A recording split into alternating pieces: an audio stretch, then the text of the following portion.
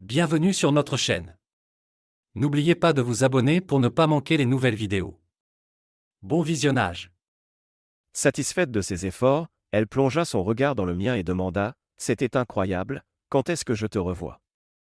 Je lui souris et répondis : « Je t'appellerai bientôt. » Elle se pencha, attrapa les billets de $100 posés sur la table de nuit, hésitant devant la pile plus petite de billets de $100. Je lui dis : « Prends-la comme pourboire. » Elle sourit, prit la deuxième liasse et me donna un baiser rapide sur la joue. Alors qu'elle s'avançait vers la porte, elle se retourna et dit : « Joyeux Noël. » Son regard mercenaire brisa net ma fantaisie. Seul dans la chambre, je réalisai qu'il n'y avait ni amour ni compagnie, juste une évasion coûteuse dans un hôtel de Las Vegas. « Joyeux Noël », murmurai-je en me retournant pour dormir. Quand je me suis réveillé, j'ai repassé le week-end en revue. Malgré la dépense de la veille, il me restait encore $3 500 de bénéfices au blackjack. Mon objectif était de $5 000 avant la fin de la semaine, mais ce serait plus difficile désormais. Chaque voyage à Vegas obéissait à des règles strictes, uniquement du blackjack, pas d'alcool ni de jeu quand j'étais fatigué, éviter de trop attirer l'attention, répartir mes mises dans plusieurs casinos et partir une fois l'objectif atteint. J'avais des stratégies comme changer d'apparence et faire varier mes objectifs. Je ne jouais jamais sur les tables à gros enjeux, je préférais la mise minimale de $10. Parfois, je faisais semblant de perdre en jouant n'importe comment après avoir commandé des boissons. Je n'encassais jamais tous mes jetons en une seule fois pour éviter qu'on me repère. Malgré mes précautions, je savais qu'on finirait par me prendre et me bannir. J'avais un don pour les chiffres et une mémoire photographique qui me donnait un avantage au comptage de cartes, pratique considérée comme de la triche par les casinos. Je connaissais les risques, mais j'avais commencé à m'y adonner quand j'avais désespérément besoin d'argent. À présent, c'était un moyen de récupérer ce que j'avais perdu, même si certaines choses, comme ma carrière et Laura, m'échappaient à jamais. Autrefois professeur de mathématiques respecté, je me demandais désormais s'il fallait tirer ou rester au blackjack. La trahison de Laura et les manigances de mon rival m'avaient ruiné. Songeant à ma déchéance, je me demandais comment cette partie allait se terminer. Je me souvenais de mon premier jour à l'université, en tant que professeur assistant. Je m'étais perdu sur le campus en cherchant le département de mathématiques lorsqu'un étudiant m'avait aidé. Je m'étais ensuite frayé un chemin dans le labyrinthe des bureaux pour trouver le directeur du département, le Dr Ben Stevens. Après avoir frappé timidement, j'entendis une voix forte m'inviter à entrer. Je découvris un vieil homme derrière un bureau encombré de dossiers. « Ah, tu dois être Reed. T'as faim ? Allons manger quelque chose et boire une Guinness, c'est moi qui t'invite, dit-il. C'est ainsi que j'ai fait la connaissance du Dr Stevens. Pendant le déjeuner et quelques bières, il insista pour que je l'appelle Ben et me présenta à tout le monde dans le département. Le lendemain matin, la gueule de bois et l'incertitude m'accompagnaient tandis que je retournais dans son bureau. Il expliqua bruyamment mes futures charges de cours et me décrivit la dynamique de l'école pendant des heures. Le département d'anglais se chamaille avec celui d'espagnol, personne n'aime les Français, et presque personne ne trouve le département d'allemand. Les langues orientales sont les vedettes montantes. La chimie s'entend avec la biologie, mais pas avec la botanique. L'astronomie est tranquille, l'histoire reste dans son coin et la science politique cause toujours des problèmes. Les équipes sportives sont médiocres, mais surfinancées. À l'heure du déjeuner, Ben m'emmena dans un bar de motards où il était connu pour restaurer des motos. Il travaillait sur une Indian Chief de 1940, et tout le monde attendait avec impatience de voir le résultat. Après un long après-midi passé au bar, je suis rentré en titubant, en me demandant combien de temps mon foie tiendrait à ce rythme. Le lendemain, encore groggy, je retournai dans le bureau de Ben. « Alors, Reed, on estimait qu'il y avait 50% de chances que tu te pointes aujourd'hui avec un tatouage », plaisanta-t-il. Nous discutâmes de l'orientation des étudiants à venir et de sa gestion du département, qui laissait beaucoup d'autonomie aux professeurs. Il me montra ensuite mon bureau, commentant les avantages et inconvénients de chacune de mes salles de classe. « L'acoustique dans ta salle principale est terrible, mais comme il y fait froid, les étudiants resteront éveillés, dit-il. Il m'expliqua que l'emplacement du bureau reflétait le rang de chacun dans le département. À l'extrémité du couloir, nous tombâmes sur un agent d'entretien qui peignait une porte, bureau annexe du Dr Jason Fadé. Ben, interloqué, demanda ce qui se passait. L'ouvrier expliqua qu'on lui avait dit que Ben avait changé d'avis sur l'attribution du bureau. Visiblement contrarié, Ben resta calme et demanda à voir l'intérieur. Tom, l'ouvrier, ouvrit la porte. Le bureau était meublé avec du mobilier luxueux, une décoration chic et du matériel neuf, notamment un ordinateur dernier cri. Ben examina l'ensemble et se tourna vers moi. On dirait que le docteur Fadé a dépensé tout son budget pour moderniser ton bureau, Reed. Félicitations. Puis il ordonna à Tom. Change la serrure comme convenu. Ne donne pas de clé au docteur Fadé. Personne ne doit enlever quoi que ce soit sans mon autorisation. Mets le nom, Dr. James Reed, sur la porte. En nous éloignant, Ben déclara. Je t'ai mis au cœur d'un bras de fer avec notre professeur associé, mais je vais lui donner une bonne leçon. Je fronçai les sourcils. Je ne me souviens pas de l'avoir rencontré lundi. Ben éclata de rire. Tu ne l'as pas fait, il a ignoré mon invitation. Sans doute parce que c'est un idiot. Nous sommes allés dans une pizzeria, et de nombreux étudiants déjà arrivés sont venus bavarder avec Ben. Il était évident qu'il aimait leur compagnie. Le jeudi, je rencontrai enfin le docteur Jason Fadé alors que je travaillais dans mon nouveau bureau. En entendant le loquet bouger, j'ouvris la porte à un homme furieux. « Qu'est-ce que vous faites dans mon annexe » rugit-il. « Bonjour. Je suppose que vous êtes le docteur Fadé. »« Je m'appelle James Reed, le nouveau professeur assistant, » dis-je en tendant la main. Il l'ignora. « Qu'est-ce que vous faites dans mon bureau » répéta-t-il. « Le docteur Stevens m'a attribué ce bureau, et tout l'équipement avec, répliquai-je. Fadé explosa, tempêtant dans le couloir. Je restai calme tandis qu'il insultait Ben. Je me fiche de ce que ce vieux fou a dit, vous partez d'ici. Je partirai uniquement si le docteur Stevens me le demande, répondis-je. Il me promit que je serais dehors dans 10 minutes et partit furieux vers le bureau de Ben. Marie, la secrétaire de Ben, avait tout entendu et prévenu Ben de l'orage à venir. 30 minutes plus tard, Fadé revint, encore plus furieux. Je viens récupérer mon mobilier, gronda-t-il. Le docteur Stevens a spécifiquement dit que lui seul pouvait autoriser tout enlèvement, lui dis-je, ce qui déclencha un autre accès de rage. Finalement, je lui suggérai de déjeuner avec le docteur Stevens et moi pour en discuter. Il me lança d'aller me faire voir. Je verrouillai mon bureau et me rendis dans celui de Ben. Il m'avait promis de m'emmener manger le meilleur hamburger de la ville. En croquant dans mon chaise-burgère, j'admis que c'était effectivement le meilleur. Devant une bière, Ben et moi fîmes le point sur l'altercation avec Fadé. Il était clair que nous ne recevrions pas de carte de vœux de sa part à Noël. Le samedi, Ben organisa une rencontre du corps professoral chez lui. Je suis arrivé tôt et ai rencontré sa femme, Terry, qui accepta avec gratitude le vin que j'avais apporté et me présenta à tout le monde. Entre deux conversations, Terry me raconta des anecdotes sur Ben, me le rendant encore plus sympathique. Elle me confia qu'il n'avait pas pu avoir d'enfant, ce qui avait renforcé leur lien mais laissé un vide. Terry m'avoua que Ben me considérait comme un fils. Ému, j'en eus les larmes aux yeux. Mince, mon garçon, je pensais que seul Terry pouvait faire pleurer les gens, plaisanta Ben en apparaissant derrière nous.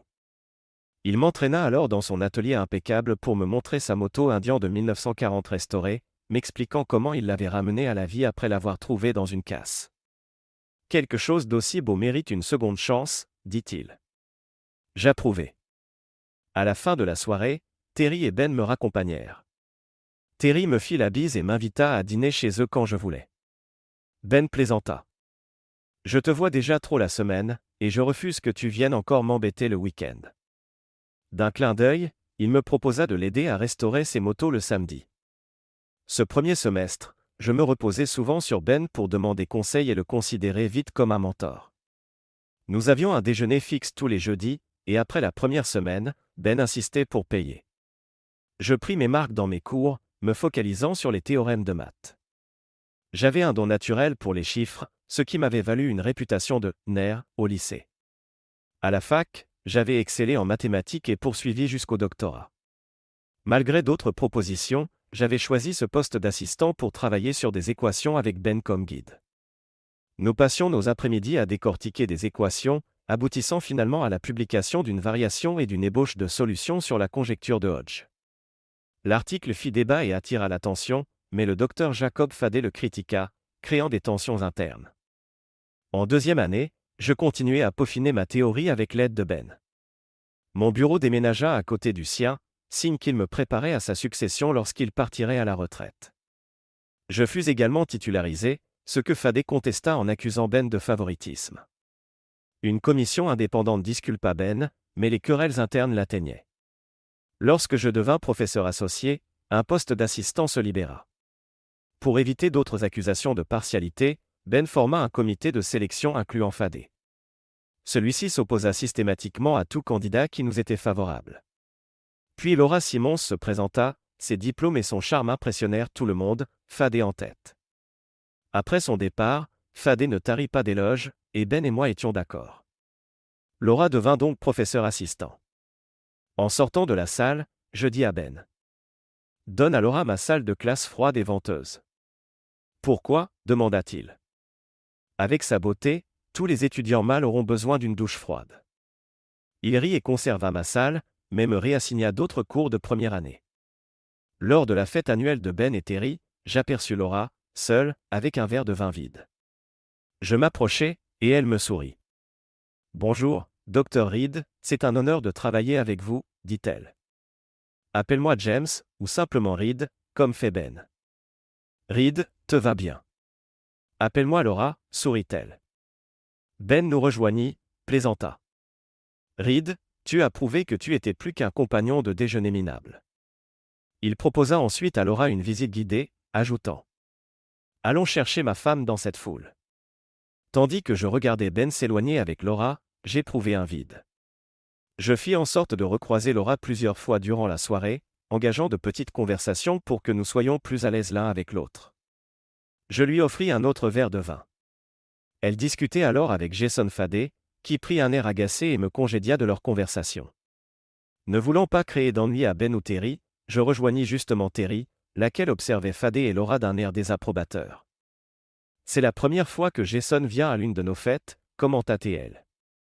C'est clair pourquoi il est venu. Où est Ben ? Demandai-je. Il se planque dans l'atelier, essayuré par Jason. Tu vas le rejoindre ? Non, je vais rentrer. Dis à Ben que je passerai au bureau demain et qu'on travaillera sur la BSA le soir, répondis-je. Terry me fit un câlin avant que je ne parte. Le samedi, je passai la journée au bureau, mais je ne pouvais m'ôter Laura de la tête. Agacé, je me rendis chez Ben, dans son atelier. Il m'accueillit. Il était temps que tu te pointes. J'ai dû te remplacer par un autre mécano. Laura était là, en tenue décontractée, et de toute évidence, aucun travail n'avait été fait sur la moto. Laura et Terry ont décidé qu'on devait manger à l'extérieur, et c'est toi qui régales, poursuivit Ben. Nous avons ri et avons accepté. Nous sommes allés dans un restaurant italien qui ignora le code vestimentaire en l'honneur de Ben, un habitué de longue date. La note était salée, mais être assis à côté de Laura valait chaque centime. Plus tard, dans un club de jazz, je l'invitai à danser. En se balançant, elle s'écarta et me dit. Je devrais t'en vouloir. Pourquoi ? Fis-je, perplexe. Tu m'as laissé avec Jason Fadé. Il m'a mise mal à l'aise et m'a dit de le suivre chez lui. Je m'excusai, et elle me répondit que je pouvais me racheter en l'emmenant dîner vendredi. Nous avons commencé à sortir ensemble, bientôt de façon exclusive, malgré les tentatives répétées de Fadé pour attirer Laura. Elle se joignit à Ben et moi dans nos travaux sur la conjecture de Hodge, et Fadé essaya souvent de nous interrompre ou de s'insérer dans nos discussions, mais il n'y parvint pas. À la fin de l'année universitaire, Laura et moi nous sommes mariés. Pendant 4 ans, j'ai vécu un mariage heureux avec la femme la plus merveilleuse. Je m'épanouissais dans mon travail et mon amitié avec Ben, et je restaurais une Harley-Davidson Electra Glide de 1969. Le seul problème restait la conjecture de Hodge, toujours sans solution. Un jour, énervé par mes équations, j'ai eu l'idée de motiver les enfants à aimer les maths. Je constatais les lacunes de l'enseignement primaire et conçus l'idée de créer des émissions ludiques pour enfants, utilisant le système de diffusion de l'université et la participation de célébrités. Un samedi soir, alors que nous dînions de steak chez Ben, j'ai lancé. Les enfants américains sont en échec en maths dès la maternelle et le primaire. Il faut créer des émissions divertissantes pour enseigner les bases de façon amusante. On peut diffuser via le réseau télé de l'université et inviter des célébrités.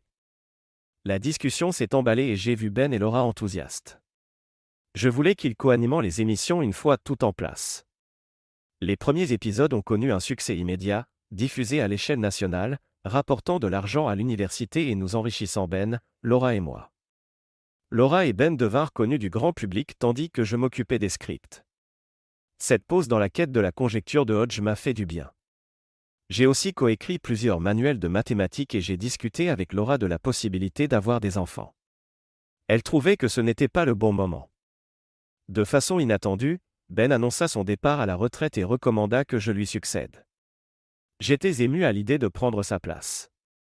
Lors de l'audition publique pour officialiser ma promotion, tout bascula quand Karen Hudgen m'accusa d'avoir abusé de ma position pour la forcer à avoir une liaison. J'ai clamé mon innocence, mais la commission l'a laissé poursuivre. Je vis Laura en pleurs, anéantie, et je me sentis bouleversé. Les colocataires de Karen confirmèrent ses déclarations, et Laura quitta la salle en plein témoignage. Quand on m'a donné la parole, j'ai tout nié et réclamé une enquête, mais la commission décida immédiatement de ne pas me promouvoir. Je partis, apprenant que Laura avait déjà fait ses valises et quitté la maison. Je me suis rendu chez Ben, choqué, et il me soutint en proposant de contre-attaquer, mais ma priorité était de retrouver Laura. Malgré mes recherches, je ne la trouvais pas. L'université nomma Jason Fadé chef par intérim du département et me chassa de mon bureau. Quelques semaines plus tard, Terry m'appela à 2 heures du matin, Ben avait fait une crise cardiaque et j'arrivais trop tard à l'hôpital. Le funérailles furent un calvaire, et Terry décida de partir en Floride vivre chez sa sœur. Je me suis retrouvé complètement seul. Bientôt, l'université confirma Fadé au poste de Ben. Il me convoqua, me laissa poireauter 2 heures, puis m'accusa de plagiat. Quand j'ai demandé qui m'incriminait, il sourit et répondit « Ma femme, Laura ». Je fis rapidement l'objet d'une nouvelle commission présidée par le doyen. Cette fois, je me présentai avec un avocat, attendant nerveusement la déposition de Laura.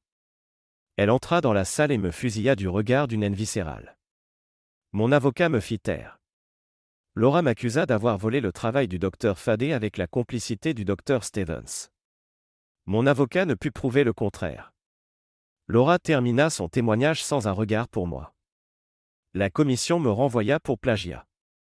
2 semaines plus tard, je reçus les papiers du divorce de Laura. À l'audience préliminaire, j'ai tenté de lui parler, mais le juge m'a condamné pour outrage. Au moment du verdict, le divorce fut prononcé, Laura obtenait 65% de nos biens, la maison et une pension alimentaire pendant 2 ans. En quittant la salle, Fadé l'a pris dans ses bras. Puis Laura me poursuivit en justice pour les droits sur l'émission télé. J'ai jeté les papiers, suis monté sur ma moto et ai roulé sans but. J'imaginais qu'elle avait gagné par défaut, puisque je n'assistais pas à la suite. Tout ce pourquoi j'avais travaillé s'effondrait. Aucune université ne voulait de moi, aucun poste en entreprise ne s'offrait à moi. À court d'options, je pensais faire des petits boulots. Dans un café près de Las Vegas, j'ai observé les jeux de casino et conclu que le blackjack offrait les meilleures probabilités pour un joueur méthodique. J'ai commencé par regarder, puis par jouer, constatant que les autres joueurs étaient souvent irrationnels. Au bout de 6 heures, j'avais déjà gagné $3000. Une révélation. J'ai pris une chambre au casino et j'ai dormi. Le lendemain, j'ai continué, explorant le système des bonus, des cartes de fidélité et les techniques de blackjack. J'ai compris l'importance de bouger d'un casino à l'autre pour ne pas me faire repérer. De casino en casino, j'ai amassé un pécule et payé la pension alimentaire avec des mandats, suppliant Laura de m'appeler dans chaque lettre, sans succès. Pour éviter de transporter trop d'argent liquide, j'échangeais des sommes dans des boutiques de pièces de collection. Je conservais peu sur mes comptes bancaires, mais je maintenais une apparence de revenu afin de ne pas éveiller les soupçons du fisc. Malgré l'augmentation de mon capital, je n'étais pas assez riche pour prendre ma retraite. 3 ans s'étaient écoulés depuis ma chute, et le délai de la pension alimentaire était terminé. Le lendemain de Noël, je me réveillais auprès d'une escort girl. J'avais cédé à la tentation parce que j'avais commis l'erreur d'appeler Terry la veille de Noël pour lui souhaiter de bonnes fêtes. « Salut Terry, je voulais juste te dire joyeux Noël, lancai-je. Oh James, je suis si contente d'avoir de tes nouvelles. Tu devrais venir passer Noël avec moi. » Je ris. Le Père Noël et le sable, ça ne fait pas bon ménage. Comment vas-tu? J'étais inquiet après avoir entendu la nouvelle. Quelle nouvelle? demandai-je, déconcerté. Après un silence, Terry répondit. Pardonne-moi, James, je croyais que tu appelais pour en parler. Laura s'est remariée. Elle éclata en sanglots. J'étais pétrifié. J'avais toujours un espoir, lointain, que Laura me pardonne un jour. Mariée ? Fis-je d'une voix blanche. Avec qui ? Ça n'a pas d'importance, James. Il faut que tu lâches prise. J'insistais. Qui a-t-elle épousé ? C'est Jason Fadé. Ils ont eu un bébé le mois dernier. Je bredouillai que je devais raccrocher et je le fis brutalement. Terry me rappela aussitôt, mais j'ignorais l'appel. Je courus au bar le plus proche et commandai du bourbon haut de gamme. Puis j'ai demandé qu'on me trouve une escorte. Après 3 ans d'abstinence, je n'arrivais pas à croire que Laura avait tourné la page si vite. J'ai enchaîné les verres jusqu'à l'arrivée de l'escorte. Nous nous sommes mis d'accord sur un prix, et sa beauté me rassura sur ma dépense. Dans la chambre, j'ai déversé ma rage et mon chagrin. Une fois vidé et la gueule de bois venue, j'ai pris une douche et suis descendu au bar du lobby. Normalement, je ne bois pas et ne joue pas quand je suis en lendemain de fête, donc j'avais prévu de me reposer, de m'hydrater, de prendre de l'aspirine et des vitamines. Je commandai un Bloody Mary en regardant la foule agitée. Mon confort disparut quand une femme s'assit à côté de moi. Je la reconnus, une croupière de blackjack nommée Kay, compétente, patiente avec les débutants et douée pour gérer les joueurs pénibles. J'appréciais toujours qu'elle soit à ma table et je lui donnais de bons pourboires, jouant même parfois une main pour elle. Cependant, nous n'avions jamais vraiment discuté. En uniforme, pantalon sombre, chemise blanche, gilet foncé et badge, elle me lança un bref sourire avant d'interpeller le barman. « Salut Franck, je pourrais avoir un setup sans glaçons ?» Le barman la servit immédiatement, posant le verre sur un sous-boc. Kay en ajouta un autre en dessous, ce qui me parut étrange. Elle but son setup d'une traite, se leva et repartit, sa main frôlant mon verre. Je trouvais ça impoli, mais j'excusai son geste par sa beauté. En repoussant le gobelet vide, je vis un message sur le dessous de verre, « Il te surveille ». Mon cœur s'emballa, mais je gardai mon sang-froid, couvrant le message de mon bras et faisant signe au barman d'emporter le verre. Je fis semblant de nettoyer mes lunettes et glissai discrètement le sous-boc dans ma poche, sans savoir si on m'observait réellement. Je payai ma consommation et quittai les lieux sans encombre. Dans ma chambre, je relus la note avant de la déchirer et de la jeter dans les toilettes. Je décidai de ne pas jouer, histoire de voir si le casino tenterait quelque chose. Je restai dans ma chambre à regarder la télé sans grand intérêt, juste pour faire du bruit de fond. Le lendemain, encore indécis, je savais pourtant que je devais contacter Kay hors du casino. Depuis un bar de la mezzanine, j'observais sa sortie et notai qu'elle rentrait chez elle en prenant le bus numéro 7. Le lendemain, je fis plusieurs trajets en bus pour vérifier si j'étais suivi, sans remarquer personne. 20 minutes avant la fin de son service, je montai dans le bus numéro 7. Lorsque Kay s'installa, je lui glissai à l'oreille. « Il faut qu'on parle. » Elle me reconnut, les yeux écarquillés. À l'arrêt suivant, elle descendit. Je la suivis jusqu'à un IHOP. Nous nous sommes assis et elle parla la première. Je me demandais si tu me contacterais. Quand je t'ai plus vu, j'ai cru que tu avais quitté la ville. J'ai beaucoup de questions. Qui sont-ils ? Et pourquoi me surveillent-ils ? Elle s'adossa. Tu sais qui c'est et pourquoi. Le casino te soupçonne de compter les cartes. Alors pourquoi ne pas me bannir déjà ? Parce qu'ils n'ont pas de preuves concrètes. Tu ne corresponds pas au profil habituel, tu joues les petites tables, tu ne mises pas gros quand ça t'avantage, tu fais parfois des erreurs volontaires et tu perds de l'argent. La serveuse vint prendre notre commande, me laissant le temps de réfléchir. Comment m'ont-ils repéré ? Demandai-je. Aucune idée. Peut-être un logiciel, peut-être un employé. Tu es juste sur leur radar. Et toi, comment sais-tu tout ça ? Ils m'ont demandé de te surveiller. Alors pourquoi m'avertir ? Elle marqua une pause avant de répondre. Quand j'ai commencé, j'économisais pour mes études. Puis je suis tombée enceinte et mon copain est devenu viol. Je l'ai quitté, j'ai galéré. Un jour, j'ai signalé un joueur, chanceux, à mon patron. La sécurité l'a embarqué, et j'ai obtenu une prime. Mais après, j'ai entendu des rumeurs sur ce qui lui était arrivé. Je n'ai pas voulu avoir un autre joueur sur la conscience. La serveuse nous apporta nos plats. Avant de manger, je demandai. Comment te faire confiance? Tu ne peux pas, répondit-elle, en me regardant droit dans les yeux. Nous finîmes de manger en silence et commandâmes du café. Donc je suis sur leur liste, mais pas encore accusé officiellement. C'est ça. Je m'affaissai, songeant à mon avenir compromis. Kay me demanda. Qu'est-ce qui ne va pas? Je n'ai plus d'autres options. Le jeu était mon dernier recours. Pourquoi? Je lui racontai toute mon histoire, mes scandales. Après un moment, elle suggéra. Pourquoi ne pas passer au poker? Je ne sais pas y jouer. Elle parut abasourdie. Tu gagnes au blackjack sans jouer au poker? Le blackjack, c'est simple, battre le croupier ou le laisser faire banqueroute. En poker, tu joues contre les autres joueurs, pas contre la maison. Le casino prend juste une commission sur le pot, et il se fiche du comptage de cartes. En plus, au poker, c'est un jeu à un seul paquet par donne. Je voyais déjà l'avantage. Tu pourrais me l'enseigner. Elle sembla réticente. Et ensuite tu disparaîtras au bout de quelques semaines. Je te propose de louer un appartement à ton nom pour 1 an, payé d'avance. En plus, je te verse $500 par mois pour tes cours, d'avance. Tu auras un endroit sûr, pas de frais de garde, et je pourrai donner des cours à ta fille. Ça te fait $6 000 tout de suite, plus aucun loyer pendant 1 an. Elle pesa le pour et le contre, puis accepta.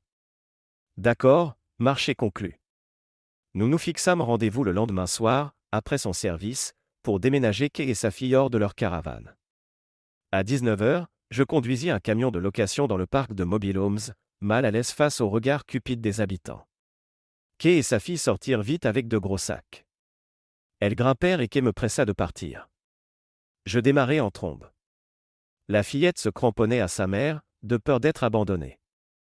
Je demandai à Kay où était le reste de leurs affaires.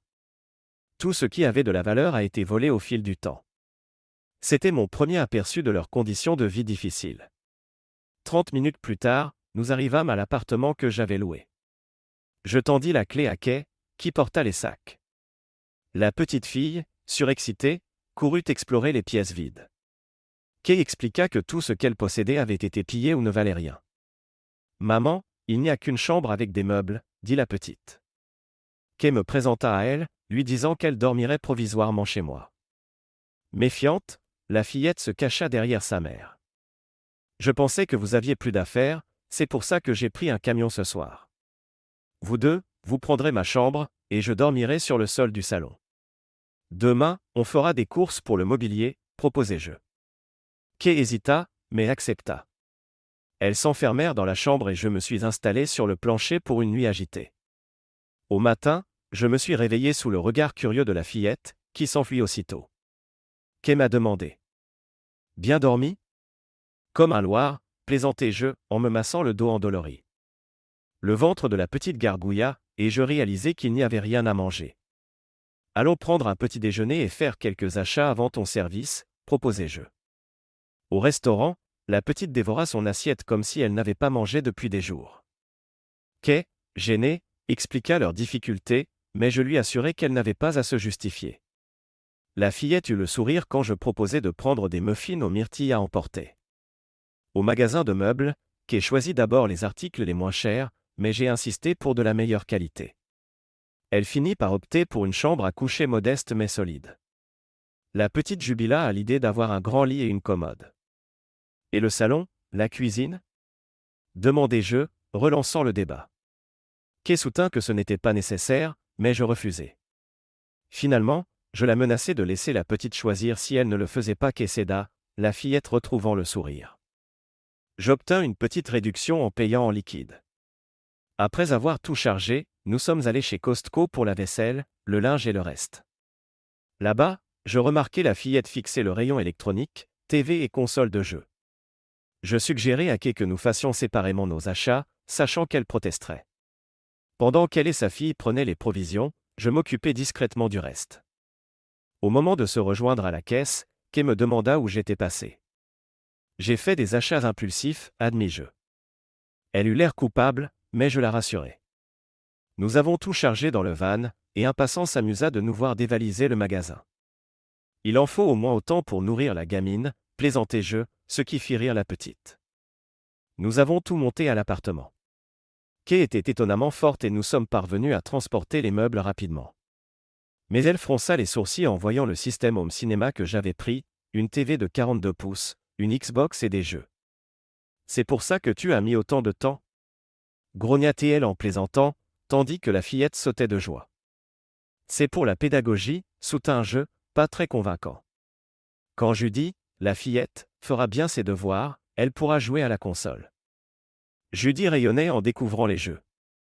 Kay alla se préparer pour le travail, et quand elle revint en uniforme, elle nous trouva, Judy et moi, assis par terre à trier les pièces du mobilier. J'avais fait de ce montage un exercice de maths, demandant à Judy de compter et de faire des calculs. Kay, impressionnée, nous observa un moment. J'ai toujours rêvé d'enseigner, avouai-je. Elle secoua la tête, nous salua et s'éclipsa. Je passai le reste de la journée à tout assembler. Lorsque Kay revint, j'avais installé sa chambre, sachant qu'elle la réaménagerait sûrement. Les hamburgers grillaient pour qu'elle puisse se poser et écouter Judy raconter sa journée. Après le repas, Kay donna le bain à Judy et se retira dans sa chambre. Je nettoyai la cuisine. Puis Kay ressortit en t-shirt trop grand et jogging, toujours aussi séduisante. Merci d'avoir aménagé la chambre. J'espère que tu ne m'en voudras pas si je déplace les choses, plaisanta-t-elle. Nous nous sommes assis à la table, et je lui ai montré les caméras de surveillance installées, lui expliquant comment voir les enregistrements. Si j'avais cru que tu ferais du mal à ma fille, on ne serait pas ici. Ton offre tombe du ciel, mais si j'avais eu le moindre doute, je serais resté dans cet enfer, déclara-t-elle avec un regard franc. Maintenant que Judy est couchée, il est temps de commencer tes cours. Elle sortit un jeu de cartes et commença à mélanger. Nous entamâmes avec le poker fermé à 5 cartes. Kay expliqua les combinaisons, du quinte flush royal à la plus faible carte haute, et je comprenais rapidement les probabilités. Malgré tout, elle gagnait chaque partie. Vers minuit, elle déclara que je devais dormir, et elle alla se coucher. J'étais frustré de ne pas être déjà un prodige, mais l'odeur de son parfum sur les draps m'apaisa. Le lendemain matin, je fus réveillé par une délicieuse odeur de bacon et d'œufs. Judy comptait des chariots à table, ajoutant et soustrayant avant de les manger. Kay, radieuse, finissait de préparer le petit déjeuner. Un sentiment de chaleur domestique me submergea, me rappelant à quel point je vivais seul d'habitude. Un voile de tristesse passa, mais Kay me sourit. Je m'assis et tentai d'être jovial. Elle remarqua que quelque chose clochait, mais je me dérobai en faisant réviser Judy. Avant de partir travailler, Kay m'interrogea. « Ça va ? » ?»« Ça ira, mentis-je. Les semaines se succédèrent ainsi. Le matin, au petit déjeuner ensemble, je faisais cours de maths à Judy, Kay partait travailler, on dînait, Judy se couchait, et Kay m'enseignait le poker. Nous avons exploré les différentes variantes. Malgré ma compréhension des règles, je perdais encore face à elle, ce qui me faisait douter de mon choix. Pourtant, je persistais. Un soir, en hold'em, j'eus une quinte flush royale. Juste avant la mise, Kay se coucha. Furieux, je demandai comment elle avait deviné. Ton langage corporel te trahit, expliqua-t-elle. Dès lors, nos cours prirent un virage plus poussé, on se concentra sur la psychologie, les faux-semblants, les mimiques, les façons de miser. Pendant 2 mois, nous avons continué cet entraînement intensif. Judy progressait aussi, passant de l'arithmétique à l'algèbre de base. Kay craignait qu'elle s'ennuie à l'école, mais je la rassurai. Le jour de la rentrée de Judy, Kay prit un congé et me demanda de venir. Inquiète, elle observait Judy comme toutes les autres mères poules. Les enfants, eux, étaient impatients de jouer. Juste avant que Judy parte en classe, elle me fit un câlin, surprenant Kay et moi. Puis elle rejoignit ses camarades. En sortant, Kay essuya une larme. Je proposai qu'on aille se promener plutôt que de rentrer à l'appartement. Nous nous sommes baladés, avons mangé des glaces et nous sommes assis sur un banc. Kay se mit alors à raconter son passé, un père alcoolique et viol, qu'il avait mise dehors à 18 ans, son arrivée à Vegas, sa rencontre avec Charlie, sa grossesse, puis la dérive de Charlie vers la drogue et la violence. Il avait fini en prison, mais continuait de la menacer. Kay trouva refuge dans une caravane miteuse, enchaînant les petits boulots pour survivre. En pleurant, elle confia sa peur de perdre Judy. Je laissai tomber ma glace et la pris dans mes bras. Certains passants nous regardaient, se demandant si j'étais responsable de ses larmes. Je la réconfortai. Tu es forte. Tu t'es battue pour élever Judy, et maintenant vous êtes en sécurité. Elle releva la tête, le visage baigné de larmes. Tu me trouves belle, pas vrai? Pris au dépourvu, je répondis. Oui, tu es l'une des plus belles femmes que j'ai jamais vues, et je te désire. Alors pourquoi ne rien m'avoir dit? Parce que je ne suis qu'un ex-professeur discrédité, qui se réfugie dans les casinos. Je suis plus vieux que toi. Tu mérites mieux. Toi et ta logique. Pour une fois, ose prendre un risque. Alors, on s'est embrassé, langoureusement. Un agent de police est intervenu, alerté par des témoins qui avaient cru à une agression. Une fois rassurés, nous avons éclaté de rire, plus proches que jamais. Nous avons continué à vivre ensemble, de plus en plus complices. Judy remarquait ces changements et réclamait plus d'activités familiales, ce que nous faisions. J'étais plus confiant, étudiant le comportement humain au casino. Kay déclara que j'étais enfin débarrassé de mes tics repérables. Quand je retournai au casino, j'étais tenté de rejouer au blackjack, mais je sentis un garde de sécurité me fixer. Je me suis alors dirigé vers la salle de poker. Pendant une semaine, j'ai juste observé les parties, notant les gestes et attitudes des joueurs. Je faisais des comptes rendus à Kay le soir, et elle m'encourageait à continuer. La semaine suivante, j'ai annoncé que je me sentais prêt. Kay et moi avons fixé des règles pour ne pas perturber Judy, je jouerais quand elle serait à l'école ou avec sa mère, je partirais avec un budget limite, et je ne chercherais pas à couvrir mes pertes en misant plus. Tout profit irait sur un compte commun. On ferait une activité en famille chaque semaine. Armé de mes nouvelles connaissances, je me suis inscrit à une table de hold'em $10/20$, où les blinds sont des mises obligatoires. J'avais repéré un agent de sécurité qui me suivait d'habitude, mais il resta en retrait. Je me suis assis, j'ai acheté mes jetons et j'ai examiné la table, en cherchant qui serait la cible. Le samedi après-midi, je suis rentré en titubant à l'appartement. Kay et Judy regardaient un film Pixar. Kay m'interrogea, inquiète. Alors? Je lui lançai une enveloppe pleine de billets de $100. Elle s'écria de joie, me sauta au cou et m'embrassa. Judy, n'y comprenant pas grand-chose, se joignit à l'étreinte. La moitié est pour toi, dis-je à Kay. Tu m'as tant appris. Maintenant, on est partenaires. Les larmes aux yeux, elle voulut parler, mais Judy, affamée, exigea qu'on dîne. Elle choisit un restaurant pour enfants, et nous avons fêté ça. Pendant le repas, Kay me questionna. Comment ça s'est passé? Tranquillement. Tu m'as si bien formé que j'ai vu la partie comme une partie d'échecs. Je n'étais pas le gros gagnant, mais j'ai fait un bon score. Un pro a deviné que j'étais bon et on s'est évité mutuellement. Aucun souci de sécurité. J'ai encaissé et voilà. Kay se colla contre moi. Je suis fier de toi. Pour ne pas laisser le jeu nous absorber, nous mîmes d'autres règles, ne pas miser tout, ne pas jouer quand j'étais fatigué, réserver du temps pour la famille. Mais mon envie de jouer grandissait. Je remportais un tournoi satellite à $25 000, plus un ticket pour les World Series of Poker. Nous avons célébré ça dans un restaurant italien, choisi par Kay. Plus tard, de retour à l'appartement, Judy s'endormit et Kay commença nos habituelles caresses sur le canapé, puis annonça soudain. Je veux jouer aux cartes. Tu plaisantes, j'espère? Tu me fais languir et là tu veux faire une partie? Elle m'embrassa longuement, puis alla chercher un jeu de cartes à la table. Malgré mon impatience, une pensée obsédante revint, elle le remarqua. James, qu'est-ce qui te tourmente chaque fois que je mélange un jeu de cartes? Pour me distraire, elle déclara. On va jouer au strip poker. Elle mélangea et distribua, avant de dire, je mise tout. Avec un 2 et un 3, la pire main, j'ai suivi pour la forme. Elle se leva et retira ses vêtements, révélant un corps superbe, les yeux brillants de désir et d'hésitation. Je me suis déshabillé à mon tour. On s'est embrassé et on est allé dans ma chambre. J'ai tout donné pour la satisfaire et l'ai entendu gémir. Oh mon Dieu, James, c'est merveilleux. Ses ongles me labouraient le cuir chevelu. Lorsqu'elle atteignit la jouissance, elle étouffa son cri dans un oreiller pour ne pas réveiller Judy. Après un bref instant, elle murmura. « Pardonne-moi si je ne suis pas doué.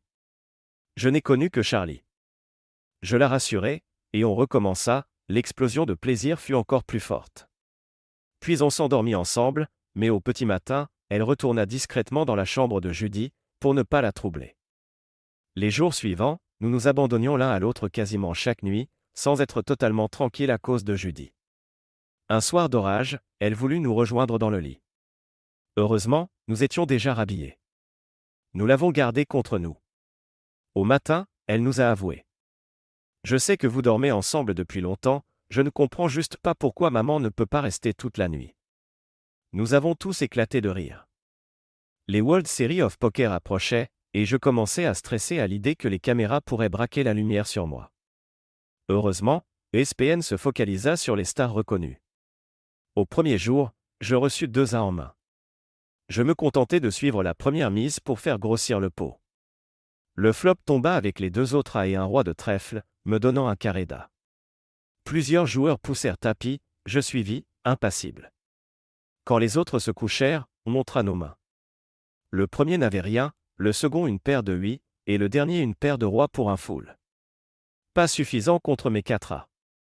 Les 2 cartes suivantes n'avaient aucune importance. Je quadruplai mes jetons sur la première donne, ce qui me permit de dominer la table. Personne ne voulait plus risquer gros contre moi, et je continuais à accumuler les jetons. À la fin de la première journée, j'étais parmi les leaders. Épuisé, je suis rentré, hooké, ravi, me nourris, me massa et me mis au lit. Le deuxième jour, j'ai changé de table, toujours dans le peloton de tête. Je profitais de mon avance pour intimider les autres joueurs, récupérant régulièrement leur mise. À la fin de la journée, j'entendais les murmures de haine en partant. Plus je progressais, plus j'attirais l'attention. Un producteur voulait m'interviewer, mais je refusais. On me rappela à l'ordre sur l'obligation contractuelle. L'interview fut un fiasco, je restai froid et distant, ce qui déstabilisa la journaliste. J'entendis ensuite un producteur se plaindre de mon comportement. Kay me conseilla de ne pas m'en faire et de rester concentré. Peu après, les médias divulguèrent mon passé, un ex-professeur déchu domine le Usopp. Mes scandales refirent surface.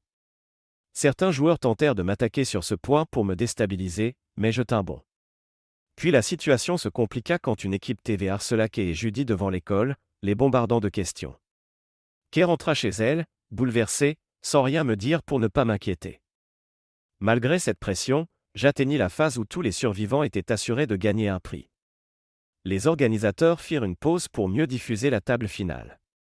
Je dus accepter de faire une déclaration sur mon passé, mais sans répondre aux questions de la presse devant la caméra. J'ai expliqué les faits, présenté des excuses pour mon comportement lors de la première interview, et justifié mon désir de protéger Kay et Judy. La gorge serrée, j'ai conclu en demandant qu'on les laisse tranquilles. À mon retour à l'appartement, on tenta de se ressourcer. J'ignorais que Kay et Judy avaient été malmenés par les journalistes. On attendit la suite, sachant que le gain serait important. Pendant ce temps, mon interview fut reprise par d'autres chaînes, et un reporter déterminé retrouva Terry Stevens, qui confirma mes dires. Ils cherchèrent aussi les 3 étudiantes qui m'avaient accusé à l'époque, mais j'ignorais encore tout de cette enquête. Je voulais juste profiter de Kay et Judy. J'ai proposé une sortie au Grand Canyon. On y passa une journée paisible. Au retour, Judy courut dans l'appartement pendant que Kay et moi déchargions la voiture. Soudain, le silence me parut étrange. Un cri de Judy nous glaça le sang. En entrant, je vis un homme grand, sale, brandissant un couteau de chasse et tenant Judy. Kay hurlait et luttait, mais il menaça de tuer la petite. « Si tu ne te calmes pas, je la zigouille. » Kay recula, suppliant. « S'il te plaît, Charlie, ne lui fais pas de mal. » Je reconnus alors ce « Charlie » dont Kay m'avait parlé. Il voulait de l'argent. « Je veux le pactole que ton mec a gagné au tournoi. Donnez-moi tout et je vous laisserai en vie. Je vais tout de même te défigurer, mais tu vivras. » Kay tenta de lui expliquer que je n'avais pas encore touché un sou. Mais Charlie, défoncé à la mette, n'entendait rien. Je décidai de le distraire. « Et, Charlie, c'est avec moi que tu dois négocier. Je te donnerai tout, mais relâche Judy. Il me reconnut, me dévisagea. Alors c'est toi le minable qui m'a volé cette salope. Tu veux la garder? Paix. Judy tenta de se dégager, il agita son couteau près de son cou. Je me jetai sur lui, saisis son poignet. Judy put fuir vers quai. Courez! Criai-je, essayant de retenir Charlie. Mais il était plus fort, endurci par la prison. Il me porta des coups de couteau. Je me défendis en vain, reculant pour les couvrir. Blessé et affaibli, je sentis que je perdais du sang. Charlie, lui, envisageait déjà de s'enfuir. Il me chargea, on tomba à terre. Je luttai pour éloigner la lame, tandis qu'il me frappait au visage. Je savais que j'allais y passer. Mes yeux se troublèrent et, au moment fatidique, j'entendis Judy crier. « Ne fais pas de mal à mon papa. » Son appel me blessa encore plus intérieurement que la lame. Soudain, une décharge électrique me traversa, puis le noir complet. Un bip incessant me réveilla. J'avais la tête lourde, des voix autour de moi, il revient à lui. Kay était là, serrant ma main en pleurant. Je tentai de parler, mais elle m'ordonna de me reposer. Puis je m'évanouis encore. Quand je repris connaissance, Kay tenait toujours ma main. J'étais en soins intensifs.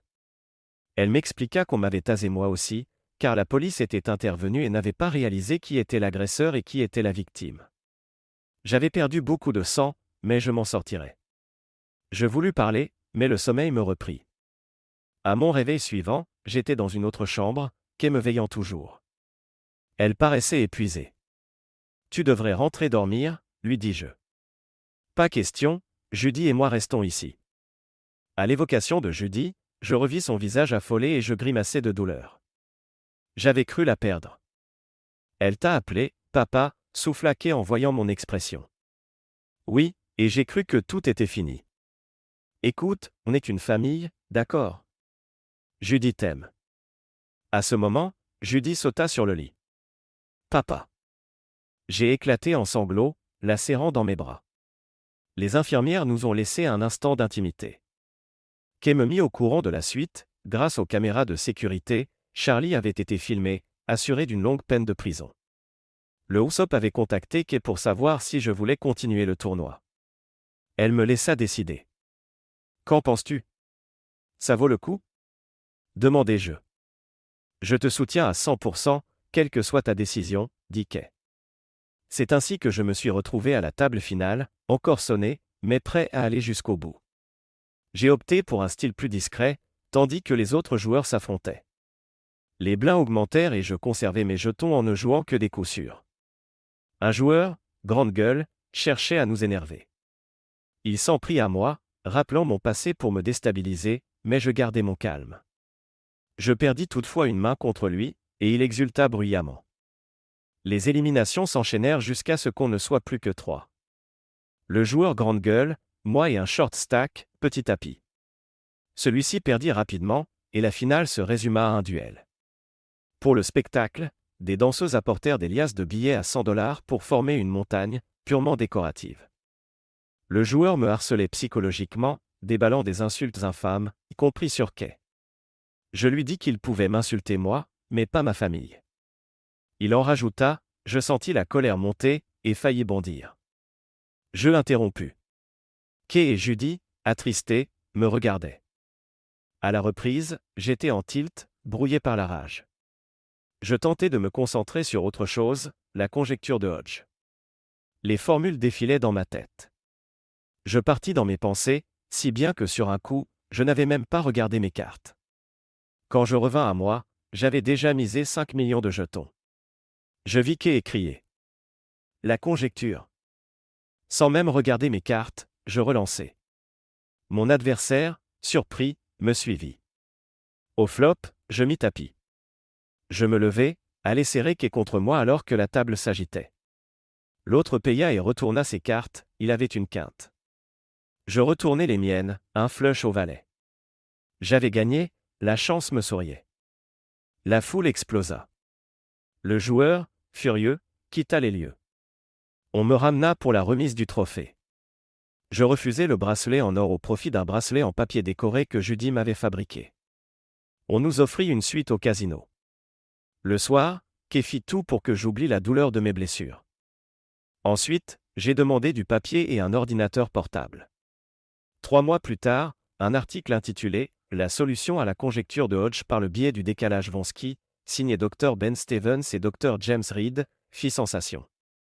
Terry Stevens et moi reçûmes un prix d'1 million de dollars pour avoir résolu la conjecture. L'émission 60 minutes nous consacra un reportage, cherchant à interviewer Karen Hudgin et les autres accusatrices.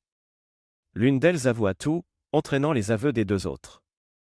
Elles reconnurent avoir été manipulées par Jason Fadé et le doyen. Jason échangeait des bonnes notes contre des faveurs sexuelles, les filmait, puis les faisait chanter. Karen demanda publiquement mon pardon. Le conseil d'administration de l'université annonça une enquête. L'émission se termina sur le tic-tac emblématique de 60 minutes.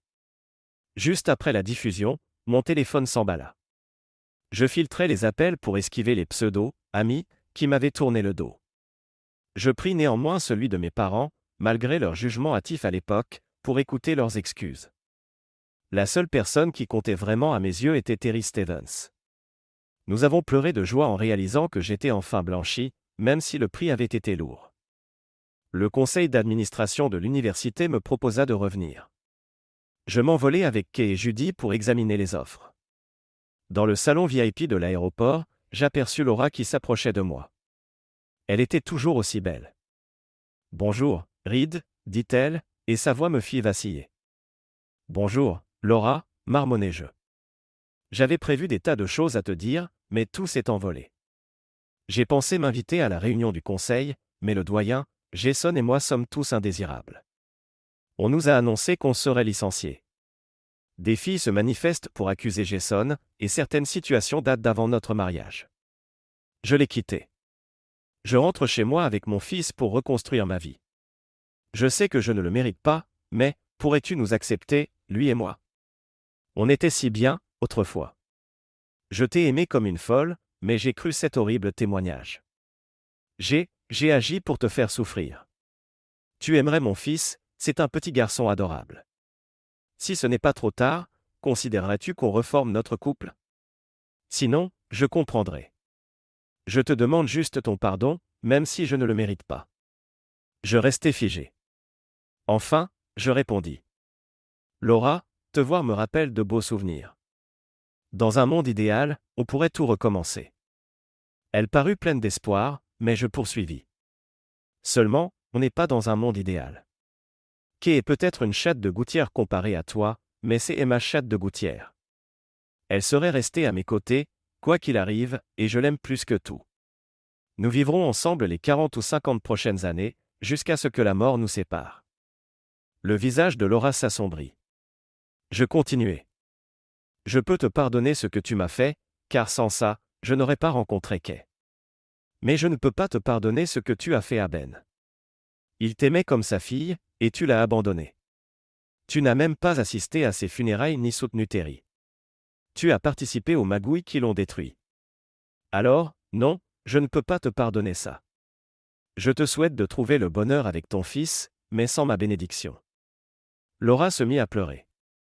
Une hôtesse m'appela pour m'indiquer que ma compagne, mademoiselle Wronski, et notre fille avaient déjà embarqué. Reconnaissant le nom de jeune fille de Kay Wronski, Laura comprit. Je me retournai et m'avançai vers le jet Gulfstream offert par l'université. Peu après, nous survolions les nuages. Judy, sur mes genoux, coloriait. Je fermai les yeux, tentant d'apaiser la douleur résiduelle. Le chapitre Laura était clos. Judy me donna un coup de coude, elle voulait que je vérifie ses calculs d'algèbre. Je validai. Kay, amusée, feuilletait des sites de berceau pour bébés. Je refermai les yeux, reconnaissant que, même si le monde n'est pas parfait, trouver son âme sœur rend chaque partie de la vie plus belle. Judy me redonna un petit coup, me faisant sourire, et je profitai de ce bonheur simple. Merci de regarder et n'oubliez pas de vous abonner pour ne pas manquer les nouvelles histoires.